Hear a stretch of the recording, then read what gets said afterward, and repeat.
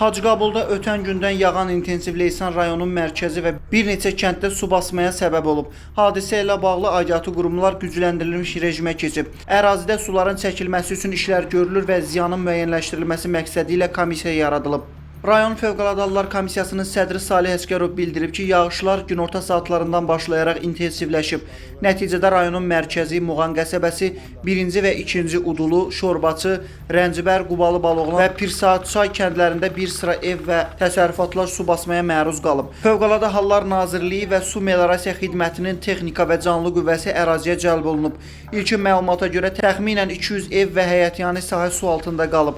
Vətəndaşlara dəyən ziyanın qiymətləndirilməsi və məlumatlandırılması istiqamətində komissiya fəaliyyət göstərir.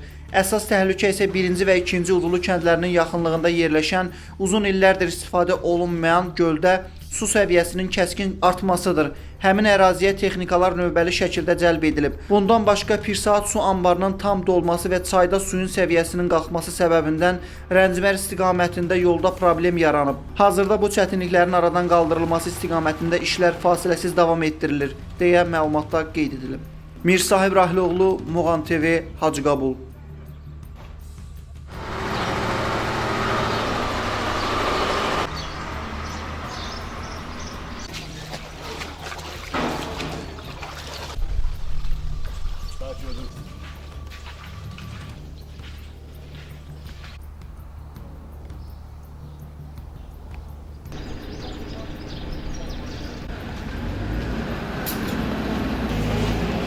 Doğru, doğru.